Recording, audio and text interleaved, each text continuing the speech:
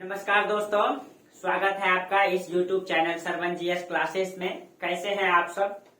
आप लोग अपने जीवन में बहुत ही मस्त होंगे, खुशहाल होंगे और इस ठंडा का आनंद ले रहे होंगे।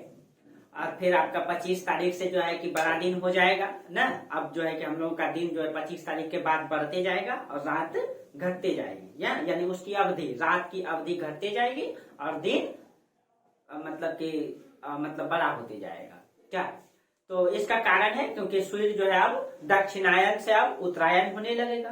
ठीक है, यानी कि मकर रेखा से अब मतलब कि भूमध्य रेखा फिर कर्क रेखा की ओर अग्रसर होगा। तो इस कारण से ठीक है 25 दिसंबर के बाद से। चलिए, तो फिर आज हम लोग चर्चा करेंगे कुषाण वंश के बारे में। पिछले क्लास में हम लोग पढ़ रहे थे मौर्योत्तर काल में हम लोग देखे थे विदेशी आक्रमणकारी में। जो विदेशी आक्रमणकारी में हम लोग पढ़े कल यूक्रेटाइटिस वंश और डेमेट्रियस वंश, और आज हम लोग पढ़ेंगे कुषाण वंश। तो ये कुषाण कौन है, ये कहां से आया, इसमें भी मतभेद है। ठीक है, तो आज हम लोग इसके बारे में खोल करके चर्चा करेंगे, एकदम बारीकी से चर्चा करेंगे। ठीक है, ये कुषाण कौन है, ये कहां से आया, इसकी जनजाति कौन सी है, ये कौन सी जाति से संबंध रखता है, इसने हिंदुस्तान की धरती पर कितना जीता, ठीक है, कितने बड़े क्षेत्रों में शासन किया, इसी में आएगा कुषाण वंश में। कनिष्क जो भारत के बड़े से बड़े भूभागों को जीतेगा, चीन को भी जीतेगा। ठीक है, और कहीं न कहीं अपने आप को ये हिंदुस्तानी घोषित करेगा न, हिंदुस्तानी परंपरा, हिंदुस्तानी रीति रिवाज को मानेगा। ठीक है, और एक बड़े से भूभाग का संचालन करेगा। चलिए देखते हैं। ठीक है, तो जब सबसे पहले हम लोग एक मैप तैयार कर लें इसका। देखिए, तो सबसे पहले एक मैप तैयार कर लीजिए, फटाक से मैप खींच देते हैं। आप लोग भी प्रैक्टिस कीजिए कि 1 मिनट के अंतर्गत मैप खींच देने का। ठीक है, 1 मिनट के अंतर्गत। तो कोई जरूरी नहीं है कि पूरा एग्जैक्ट ही बनाया जाए। ठीक है, थोड़ा बहुत इधर उधर चलेगा, हिस्ट्री है। ठीक है, थोड़ा बहुत इतिहास में चलेगा, लेकिन आप प्रयास तो करें। ये थोड़ा सा गड़बड़ तो हुआ ही, यहाँ पे थोड़ा गड़बड़ हुआ।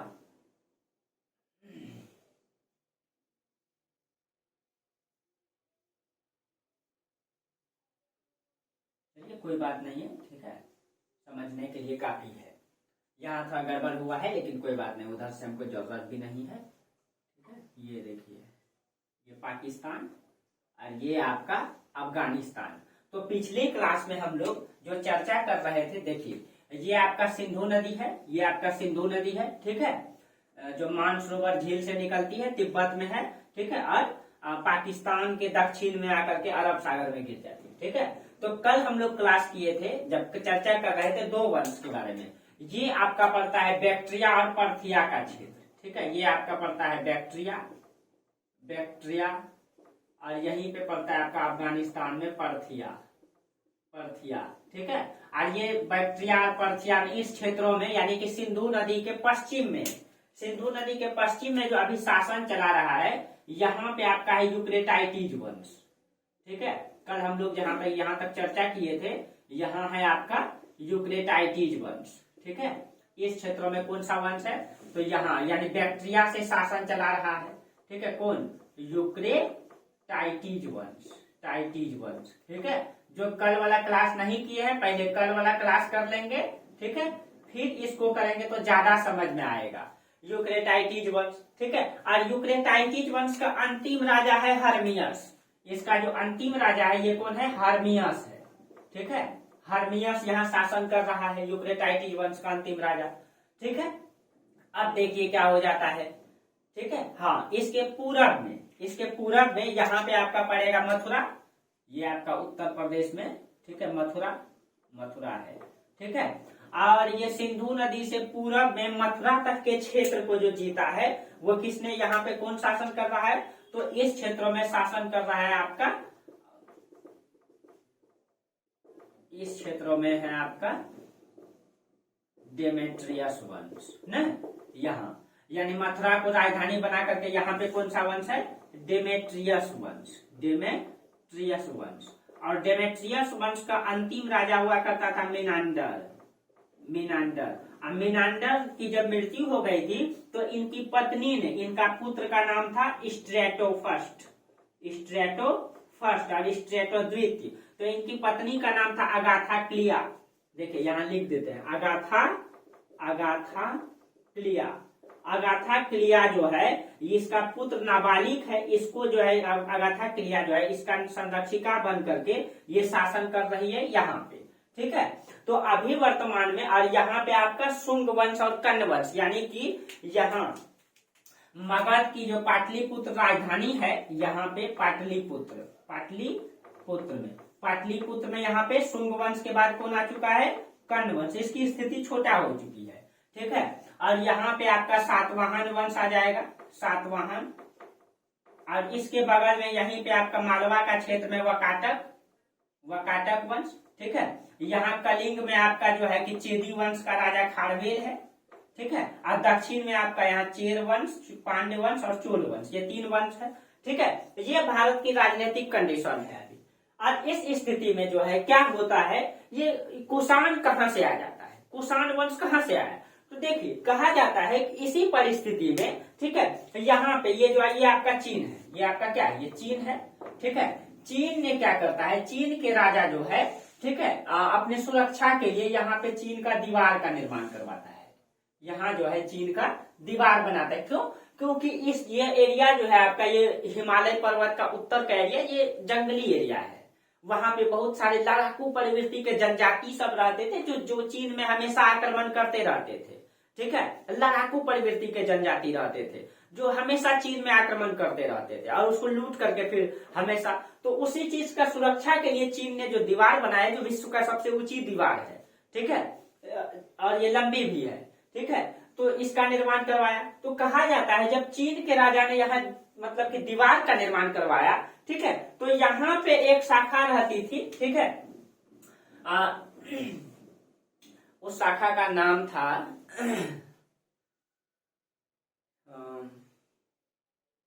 एक हून।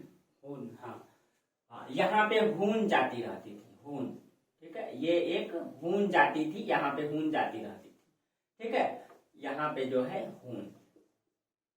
और देखिए हून जाति यहाँ रहती थी और ये जो है कि अपना जीवन पोषण यहाँ चलाते थे। जब यहाँ दीवार का निर्माण हुआ तो इनको जो है कि वहां समस्या होने लगी। जब समस्या होने लगी तो वो दीवार के निर्माण के बाद भाग करके मध्य एशिया आ गए। तो मध्य एशिया आपका ये अफगानिस्तान, उज्बेकिस्तान, तजाकिस्तान, किर्गिस्तान, ये सब जो देश है ना, ये मध्य एशिया में आता है। तो यहाँ आ गई और यहाँ पे कहा जाता है कि अभी यहाँ पे यूची जाति था, यहाँ पे यूची जाति। देखिए यहाँ हून जाति है, ये एक लड़ाकू प्रवृत्ति का जाति है ये। ठीक है, एकदम समझना है बारीकी से। हून जाति जो है लड़ाकू प्रवृत्ति का है और ये आकर के क्या करता है, मध्य एशिया की ओर आता है। ये यहाँ ये है आपका मध्य एशिया। ठीक है, ये आपका है मध्य एशिया। मध्य एशिया में आकर के ये यूची जाति को पराजित कर देता है। और यूची जाति को जब पराजित करता है यहाँ पे, तो यूची एक कबीला टाइप का रहता था, कबीला जैसे झुग्गी झोपड़ी बना करके रहता है। ठीक है, पर्वत पठारों के आसपास में। ठीक है, मध्य एशिया में। तो ये लोग यूची जाति था, इसको आकर के हून ने पराजित कर दिया। ये पराजित कर दिया, ये यूची जाति भाग गया यहाँ से। अब भाग करके 2 भागों में बट गया। एक भाग आ गया यहाँ से, ठीक है, 2 भागों में बटा। एक भाग चल गया यहाँ से तिब्बत की ओर, ये आपका तिब्बत आ गया, एक भाग तिब्बत। ठीक है, तिब्बत आ गया। और एक भाग यहाँ से भाग करके जो है 2 शाखा में बटा, ये बैक्ट्रिया आ गया। ये कहाँ गया? बैक्ट्रिया आ गया, एक शाखा। ठीक है, और एक शाखा तिब्बत आ गया। जो बैक्ट्रिया शाखा आया, उस शाखा का नाम था कुई-सुआंग शाखा। ठीक है, उस शाखा का क्या नाम था? जो बैक्ट्रिया आ गया ना, ये जो शाखा बैक्ट्रिया आ गया, उसका नाम था कुई-सुआंग। अब देखिए, और अभी जो है ये जो हर्मियस है, यहाँ पे अभी बैक्ट्रिया में शासन कर रहा है। हर्मियस जो यूक्रेटाइटिस वंश का अंतिम राजा है, हर्मियस शासन कर रहा है। ये जाति आकर के क्या करता है, यूक्रेटाइटिस वंश के अंतिम राजा हर्मियस को हरा देता है, पराजित कर देता है। ठीक है, ये कोई सुआंग शाखा। और यहाँ पे जब यूची जाति आया, ध्यान में रखिएगा, यूची जाति जब यहाँ आया तो यहाँ पे यूची जाति 5 भागों में बट जाता है, वहां भी 5 शाखाओं में बट जाता है। ठीक है, 5 शाखाओं में बट जाता है और इसको हर्मियस को पराजित कर देता है। और यहाँ हर्मियस का सत्ता खत्म हो जाता है बैक्टीरिया पार्थिया के क्षेत्रों में। यहाँ पे कुषाण वंश यानी कि कुई सुवांग शाखा अपना कब्जा जमा लेता है। ठीक है, अपना कब्जा जमा लेता है। जब ये अपना कब्जा जमा लिया बैक्टीरिया और पार्थिया में, ठीक है, वहीं से हर्मियस वंश मतलब हर्मियस जो है यूक्रेटाइटिस वंश का अंतिम राजा होता है। उसके बाद वहां की सत्ता खत्म हो जाती है और यहाँ कब्जा किसका हो जाता है, तो यूची जाति का कुई स्वांग शाखा मुख्य शाखा था इसमें। ठीक है, और मुख्य शाखा था। अब इसमें क्या होता है, कुई स्वांग शाखा का एक व्यक्ति था। ठीक है, इसमें 5 शाखा है लेकिन मुख्य शाखा का नाम जो आता है कुई स्वांग है। कुई स्वांग शाखा का एक प्रमुख व्यक्ति था कुजुल कडफिसेस। कुजुल कडफिसेस, ठीक है, ये कुजुल कडफिसेस क्या करता है, ये जो यहाँ पे 5 शाखा था वो पांचों शाखा को एकत्रित करता है। ठीक है, और पूरा बैक्टीरिया पर कब्जा जमा लेता है। ठीक है, पूरा बैक्टीरिया पर कब्जा जमा लेता है। और यही कुजुल कडफिसेस जो है, ठीक है, यूक्रेटाइटिस वंश के अंतिम राजा को हर्मियस को यही पराजित करता है। ठीक है, तो देखिए कहानी को एक बार फिर समझा देते हैं। ठीक है, आप लोग वीडियो को भी दोहरा के देखिएगा। ठीक है, हालत ये हुआ कि यहाँ पे यूक्रेटाइटिस वंश है और इससे नीचे यहाँ पे मथुरा तक जो है डेमेट्रियस वंश का अंतिम राजा मिनांडर है और मिनांडर की मृत्यु हो चुकी है। उसका पुत्र स्टेट्रो जो नाबालिग है, उसकी माँ जो है अगाथा क्लिया, दोनों मिलकर संरक्षिका बनकर उसका शासन कर रही है। ठीक है, और यहाँ पे चीन का दीवार का जब निर्माण हुआ तो हुन जाति आकर के यहाँ पे यूची जाति को पराजित किया। यूची जाति 2 भागों में बच गया, एक भाग चल गया तिब्बत और एक भाग आ गया बैक्टीरिया। बैक्टीरिया में जो आया यहाँ भी मतलब कबीला था तो छोटा छोटा कबीला बना करके 5 भागों में बच गया। तो उसमें से एक भाग था कुई स्वांग, उसमें जो एक शाखा था उसका नाम था कुई स्वांग शाखा। उसमें एक व्यक्ति था कुजुल कडफिसेस। ये क्या करता है, 5 शाखा को एकत्रित करता है और एकत्रित करके यहाँ का शासक था जो हर्मियस को उसको पराजित कर देता है और बैक्टीरिया में क्या करता है, कब्जा कर लेता है।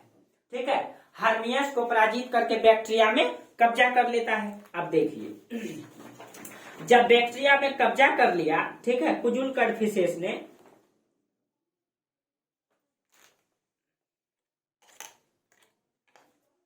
हाँ, तो जब बैक्टीरिया में कब्जा कर लिया कुजुल कडफिसेस, तो इसका प्रमाण कहां से मिलता है कि कुजुल कडफिसेस ने हर्मियस को पराजित किया था।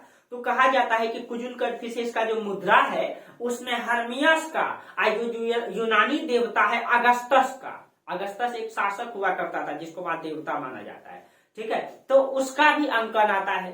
ठीक है, यानी कि कुजुल कडफिसेस के मुद्रा पर किसका नाम आता है, अगस्टस का भी आता है, हर्मियस का भी आता है। इसका मतलब है कि कुजुल कडफिसेस ने हर्मियस को क्या किया, पराजित किया, तब तो उसकी मुद्रा पर उसका नाम आता है।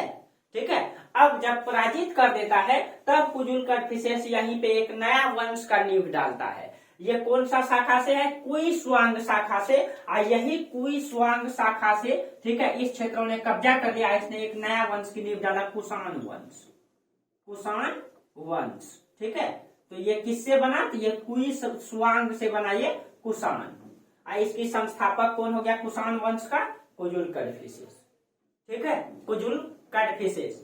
और ये देखिएगा कुजुल कडफिसेस अब कहां तक जीतेगा, पाकिस्तान तक, यानी कि सिंधु नदी के ये पूरा क्षेत्र को जीत लेगा, पेशावर को राजधानी बनाएगा। ठीक है, और कहा जाता है कि कुषाण वंश में, ठीक है, कुजुल कडफिसेस के बाद आता है विम कडफिसेस। ठीक है, वो जो है मथुरा तक के क्षेत्र को जीतेगा। ठीक है, तो अब आप समझ गए कुषाण वंश कौन है, कहां से आया। ठीक है, देखिएगा कुषाण वंश जो है ये है विदेशी लेकिन अपने आप को भारतीय बताएगा और कहीं न कहीं भारत की धरती को अपना धरती मानेगा और भारत की धरती से जो है बहुत सारे विकास की प्रक्रिया को जन्म देगा। सिल्क रूट में जो कुषाण वंश के शासक आए कनिष्क, सिल्क रूट पे कब्जा करेगा और यहाँ से भारत, यहीं से देखेंगे नगरों का विकास, यहीं से आपको दिखाई देगा जो राजधानी नगर है उसका विकास, यहीं से आपको दिखाई देगा भारत सोने की चिड़िया की ओर बढ़ रहा है। क्यों, कुषाण वंश के राजा कनिष्क ने क्या किया था, सिल्क रूट पे कब्जा कर लिया था और उससे जितना भी मतलब व्यापार होता था उसका संपत्ति बहुत सारा कमा रहा था। ठीक है, उन सब चीजों को हम चर्चा करेंगे। यहीं से भारत सोने की चिड़िया बनता जाएगा और यही सोने की चिड़िया को लूटने के लिए बहुत सारे विदेशी आक्रमणकारी होगा। तो देखिए इतिहास को जब आप लिंक करके पढ़ेंगे तो आपको कहीं रटना नहीं पड़ेगा। ठीक है, तो चलिए अब देखिए, अब हम लोगों को पढ़ना है कुषाण वंश। ठीक है, कुषाण वंश। तो यहां तक तो आप लोगों को समझ में आ गया कि कुषाण कहां से आया। ठीक है, तो अब अगर आपसे कहा जाए कि कुषाण वंश का संस्थापक कौन है, संस्थापक, देखिए संस्थापक और वास्तविक संस्थापक में अंतर होता है। तो संस्थापक तो है कुजुल कड़फिसेस, कुजुल कड़फिसेस। ठीक है, याद रखिएगा, क्वेश्चन पूछ देता है। संस्थापक है कुजुल कड़फिसेस। ठीक है, और इसके बारे में जो जानकारी मिलता है कुजुल कड़फिसेस के बारे में, एक अभिलेख है जो अफगानिस्तान के सुर्ख कोटल में पाया गया है, रेवतक अभिलेख, रेवतक अभिलेख, इसी से इनकी जानकारी मिलती है, रेवतक अभिलेख से। रेवतक अभिलेख अफगानिस्तान में है, आपका अफगानिस्तान के सुर्ख कोटल में पाया गया है, और इसको खोजा है विकनर महोदय ने। ठीक है, इसको किसने खोजा है, विकनर महोदय ने, ये क्वेश्चन पूछ सकता है। ठीक है, और विकनर ने, और इसकी जो लिपि है वो है किलक, और भाषा यूनानी है। ये जो अभिलेख है इसकी जो भाषा है, ये भाषा इसका यूनानी है, यूनानी है, और इसका जो लिपि है, ठीक है, लिपि जो है वो है किलक लिपि, किलक लिपि, याद रखिएगा आप लोग इसको। और इसी से इसकी जानकारी मिलती है। ठीक है, इसी से इसकी जानकारी मिलती है। इसी अभिलेख में कुषाणों का वंशावली भी प्राप्त होता है। ठीक है, इस रेवतक अभिलेख में ही कुषाण का वंशावली प्राप्त होता है। कुषाण का वंशावली इसमें क्या आता है, इसमें जो है सबसे पहले नाम आता है कुजुल कड़फिसेस का। ठीक है, कुजुल कड़फिसेस का, कुजुल कड़फिसेस के बाद, ठीक है, यहाँ पे एक राजा का नाम आता है सुलिवन का, सुलिवन, और सुलिवन के बाद आता है विम कड़फिसेस, विम कड़फिसेस, इसका वंशावली आपको दे देंगे। और विम कड़फिसेस के बाद कनिष्क, कनिष्क। ठीक है, अब देखिए अभी तक जितना भी वंशावली प्राप्त हुआ है, हर जगह पे कुजुल कड़फिसेस के बाद विम कड़फिसेस का नाम आया है, हर जगह पे। लेकिन मात्र एक रेवतक अभिलेख है जहां पे कुजुल कड़फिसेस के बाद सुलिवन का नाम आया है। ठीक है, सुलिवन का नाम है सिर्फ इसका रेवतक अभिलेख में, नहीं तो हर जगह पे कुजुल कड़फिसेस के बाद विम कड़फिसेस का नाम आया है। ठीक है, तो जो भी रहे इसमें इसका वंशावली प्राप्त होती है। ठीक है, यह एकमात्र अभिलेख है जिसमें इसका पूर्ण वंशावली मिलता है, और इसका वंशावली का आपको ये भी दे देंगे। ठीक है, अब देखिए, तो अब हम लोग पढ़ते हैं कुजुल कड़फिसेस के बारे में। तो संस्थापक तो हो गया कुजुल कड़फिसेस, अब हम लोग पढ़ते हैं कुजुल कड़फिसेस के बारे में। ठीक है, तो चलिए, तो एक एक करके सभी राजाओं का उल्लेख हम लोग देखते हैं। ठीक है, करते हैं।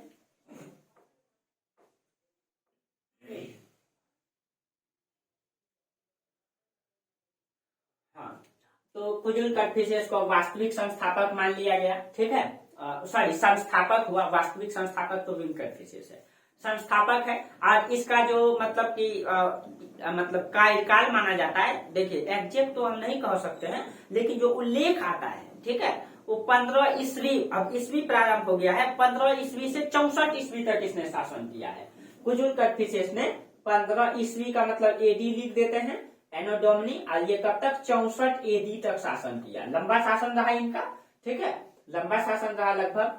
ठीक है, तो इसने इतना दिन शासन किया है। ठीक है, और इसका जो उपाधि आता है धर्म थीसद, यह एक यूनानी शब्द है। ठीक है, इनका उपाधि जरूर याद रखिएगा आप लोग, धर्म थीसद।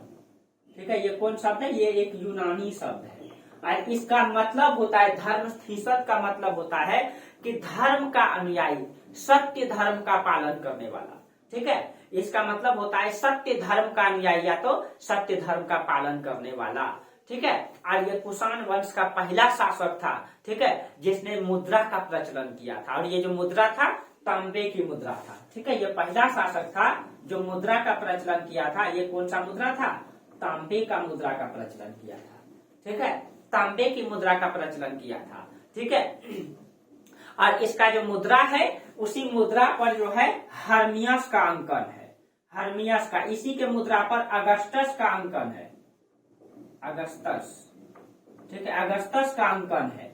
ठीक है, हर्मियस, और इसी से पता चलता है कि कहीं कहीं इसने हर्मियस को पराजित किया होगा। और इसकी जो उपाधि है, ठीक है, ये देखिएगा, राजधानी ये तक्षशिला को बनाएगा, यहाँ तक के क्षेत्र, ये आपका तक्षशिला है यहाँ पाकिस्तान में। ठीक है, तक्षशिला, तो इसने राजधानी कहाँ बनाया, तक्षशिला को राजधानी बनाया, ध्यान में रखिएगा, ठीक है। तक्षशिला को राजधानी बनाया और इसकी जो उपाधि है वो मिलता है महाराजा धीराज, महाराजा धीराज।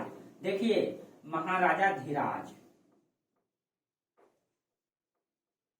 देखिए जो राजा महाराजा की उपाधि धारण करेगा, ठीक है, जो राजा महाराजा की उपाधि धारण करेगा वो आपका सामंत होगा।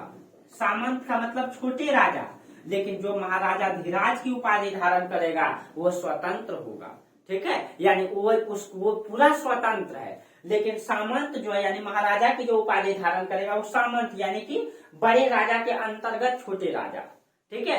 और इसकी संकल्पना सामंतवाद जब आपको बताएंगे तब इसमें बताएंगे, सामंतवाद में इसकी चर्चा करेंगे, ठीक है। अब देखिए कहा जाता है कि इसने कुजुल कड़फिसेस ने इसने सबसे पहले बैक्ट्रिया को जीता, बैक्ट्रिया में जो हर्मियस को पराजित किया, उसके बाद कंधार को जीता, काबुल को जीता, इसने तक्षशिला को जीता और इन सब को जीत करके तक्षशिला को ये राजधानी बनाया। तो इसने किस किस क्षेत्र को जीता? तो सबसे पहले तो ये बैक्ट्रिया को जीता, ठीक है, बैक्ट्रिया को जीता, बैक्ट्रिया को जीता, तक्षशिला को जीता, तक्षशिला को जीता, काबुल को जीता, काबुल आपका कहाँ पड़ता है मतलब अफगानिस्तान, काबुल को जीता, ठीक है। और वहां पे कई सारे छोटे छोटे सब, कंधार को भी जीता, इसने जो है कंधार को जीता और इन सब को क्षेत्र को जीत करके इसने राजधानी किसको बनाया?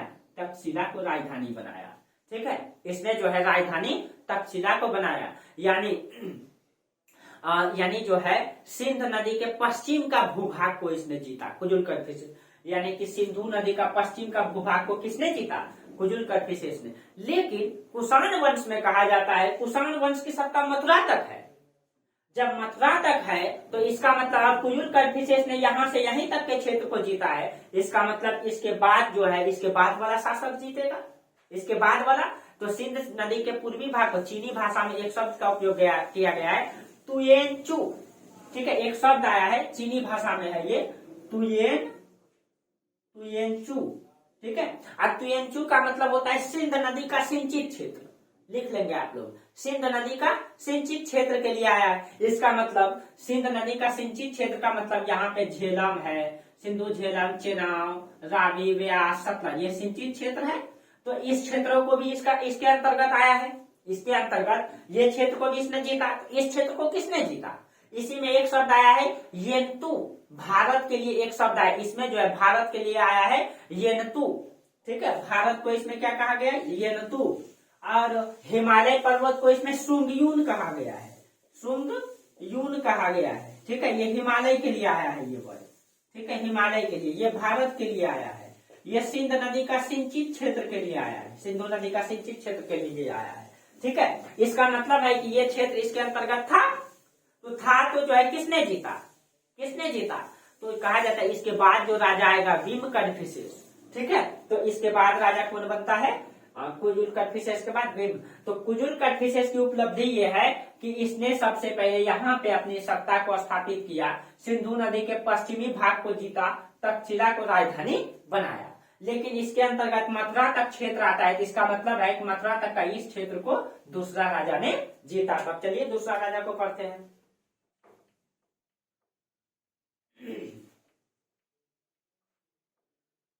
कहते हैं इतिहास याद करना पड़ता है। इतिहास याद नहीं करना पड़ता है दोस्तों, बस आप इसको कहानी से लें। इतिहास तो कहानी है ना, बीती हुई घटना का क्रम है, कहानी है। आप अपने इतिहास को कैसे पढ़ेंगे, उसी तरीके से ये भी है। तो कुजुल कड़फिसेस के बाद कौन शासक बना? तो कुजुल कड़फिसेस के बाद भीम कड़फिसेस। थोड़ा नाम डिफिकल्ट है, लेकिन आप लोग 2-4 बार मतलब करेंगे, याद तो हो जाएगा भीम कड़फिसेस, ठीक है। 2-4 बार जब आप रिवीजन करते रहेंगे तो हो जाएगा। इसकी जो मुद्रा है भीम कड़फिसेस के बारे में कहा जाता है, इसकी मुद्रा मथुरा तक पाया गया है, मथुरा तक पाया गया है। इसका मतलब है कि कहीं कहीं मथुरा तक इसने जीता तब तो इसकी मुद्रा पाई गई है, ठीक है।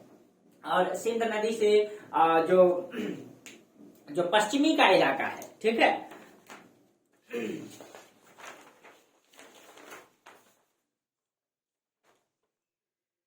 एक सेकेंड दोस्तों।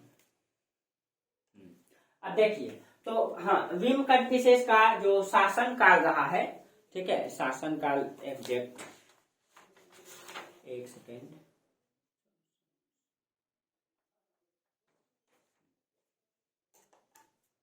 अब देखिए विम कन्फ्यूशियस का जो शासन काल रहा है ये 64 से 78 एडी रहा है। एडी देखिए कुजुल कन्फ्यूशियस 15 से 64 एडी तक रहा, यानी ईस्वी तक रहा, और ये 64 से 75 ईस्वी तक, सॉरी 78 ईस्वी तक रहा। और इसकी जो मुद्रा है वो जो है कि मथुरा तक पाया गया है। इसका मतलब ये है, देखिए दोस्तों एकदम यहाँ समझने की जरूरत है। कुषाण वंश में जो साम्राज्य का विस्तार मथुरा तक दिखाई दे रहा है, यहाँ पे मथुरा तक दिखाई दे रहा है, यहाँ पे अभी तक, और मथुरा पे तक दिखाई दे रहा है। और यहाँ पे ये भी मिलता है कि कुजुल कन्फ्यूशियस ने मतलब कि सिंधु नदी के पश्चिमी भाग को जीता। इसका मतलब इसका पूर्वी भाग को किसने जीता होगा? विम कन्फ्यूशियस ने जीता होगा, ठीक है। और इसकी मुद्रा मथुरा तक पाया गया, इसका मतलब कुजुल कन्फ्यूशियस ने जब इसका पश्चिमी भाग को ही जीता तो पूर्वी भाग को विम कन्फ्यूशियस ने जीता न। तो विम कन्फ्यूशियस की जो उपाधि है, इसका उपाधि से आपको लगेगा कि ये अपने आप को भारतीय मानते हैं। इसका उपाधि है सर्वलोकेश्वर, माहेश्वर, महाराजा, ठीक है। अब यहाँ पे आप कहिएगा महाराजा सामंत, नहीं, ये सामंत नहीं है। इसका पहले उपाधि है सर्वलोकेश्वर, दूसरा इनकी उपाधि है माहेश्वर, माहेश्वर यानी ये अपने आप को शिव जी से जोड़े हैं। तीसरा उपाधि है महाराजा, ठीक है। देखिए आप कहेंगे महाराजा यहाँ पे तो सामंत है, नहीं, ये महाराजा का मतलब यहाँ पे स्वतंत्र है ये, लेकिन ये अपने आप को महाराजा की उपाधि लिया है, ठीक है, ये स्वतंत्र है, ठीक है। और देखिए किसी भी राजा के बारे में उसकी उपाधि से ही पता चलता है कि वो राजा किस प्रवृत्ति का है, उस राजा का विचारधारा क्या है। यह माहेश्वर, लोकेश्वर, ये उपाधि जब ले रहा है इससे लग रहा है कि अपने आप को शिव जी से जोड़ रहे हैं। कुषाण वंश का इसको वास्तविक संस्थापक माना जाता है। क्यों? क्योंकि इसने जो है कुषाण वंश का संस्थापक हुए कुजुल कन्फ्यूशियस, लेकिन वास्तविक संस्थापक विम कन्फ्यूशियस को माना जाता है। क्यों? क्योंकि इसने राजनीतिक विकास किया, इसने मुद्रा का विकास किया, इसने सेना को स्थायित्व प्रदान किया, इसने प्रशासन को स्थापित किया, इसीलिए इसका वास्तविक संस्थापक कुजुल कन्फ्यूशियस को नहीं विम कन्फ्यूशियस को माना जाता है, ठीक है। तो इसको जो है हम वास्तविक संस्थापक कह सकते हैं, ठीक है। तो आपको पूछेगा कि कुषाण वंश का संस्थापक तो कुजुल कन्फ्यूशियस, वास्तविक संस्थापक तो विम कन्फ्यूशियस, ठीक है, विम कन्फ्यूशियस। और इसके जो धर्म का पता है, इसके तो मतलब कि उपाधि से पता चलेगा, इसकी मुद्रा से पता चलेगा। इसमें जो है ये शैव धर्म को मानने वाला प्रतीक होता है, क्योंकि इसकी जो मुद्रा है, ठीक है, इसमें एकमात्र राजा है, ठीक है, जिसकी मुद्रा पर यज्ञ करते हुए भगवान शिव का नाम, मतलब कि भगवान शिव के नाम पर यज्ञ करते हुए चित्रांकित किया गया है। इसमें जो है भगवान शिव का, नंदी का, ठीक है, ये सारे उल्लेख आया है। इनकी उपाधि महेश्वर आया है, ठीक है। तो इसमें जो है इसकी जो मुद्रा है, इसकी जो मुद्रा यानी सिक्का, उसमें जो है यज्ञ करते हुए, ठीक है, यज्ञ करते हुए, ठीक है, शिव का चित्रांकन किया गया है। और इसकी जो मुद्रा है, ठीक है, उसमें जो है आपका उसकी मुद्रा पर जो है आपका इसकी तो उपाधि माहेश्वर आता है, माहेश्वर, माहेश्वर, ठीक है। और इसकी मुद्रा पर नंदी का, शिव का, ये सब चित्रांकित किया गया। इसका मतलब है कि ये कहीं कहीं अपने आप को शैव धर्म से जोड़े। ऐसा ये क्यों किए दोस्तों? ये थे विदेशी, ये आए विदेश से, लेकिन इसने ऐसा इसीलिए किए ताकि भारत में इसका विरोध न हो, ठीक है, भारत में इसका विरोध ना हो, इसीलिए ये अपने आप को भारतीयों से जोड़ने का प्रयास किए, ये अपने आप को हिंदू धर्म से जोड़ने का प्रयास किए, ठीक है, ताकि भारत में, और ये अपने आप को हिंदुस्तानी बताते हैं, ठीक है। और ये पहला राजा था कुषाण वंश का जिसने सोने की मुद्रा जारी किया था, ठीक है। Kujula Confucius, sorry Vim Confucius, ये भारत में कुषाण वंश का पहला राजा था जो सोने की मुद्रा जारी किया था। याद रखिएगा ये चीजें, ठीक है। और कनिष्क से पहले विम कन्फ्यूशियस ने कहा जाता है कि चीन पर आक्रमण किया था। जब विम कन्फ्यूशियस एक योग्य शासक था दोस्तों, इसने चीन पे आक्रमण किया था। और देखिएगा यही परंपरा को आगे बढ़ाएगा कनिष्क। जब कनिष्क शासक बनेगा तो देखिएगा कनिष्क जो है चीन पे आक्रमण करेगा, और चीन पे आक्रमण करके वो चीन तक अपना साम्राज्य को विस्तारित करेगा, चीन का बहुत सारा हिस्सा को जीत लेगा, ठीक है, चीन का बहुत सारा हिस्सा को जीत लेगा, ठीक है। विम कन्फ्यूशियस चीन पे आक्रमण किया था, लेकिन विम कन्फ्यूशियस हार गया था, ठीक है, विम कन्फ्यूशियस हार गया था। तो इसीलिए तो इसने लेकिन चीन पे हमला किया था, लेकिन इसने जो है ये अपने आप को भारतीय परंपरा से, भारतीय संस्कृति से जुड़ना चाहते थे। ये किसी भी स्तर पे ये चाहते थे, किसी भी स्तर पे मेरा विरोध न हो, इसलिए ये अपने आप को भारतीय बताते हैं, ये अपने आप को भारतीय संस्कृति से जोड़ने का प्रयास करते हैं। ठीक है। और इस दूसरी बात, मनुस्मृति में इनको व्रात्य जाति का कहा गया, यानी व्रात का मतलब होता है निम्न जाति का। ठीक है, निम्न जाति का कहा गया है, निम्न जाति का क्षत्रिय कहा गया है।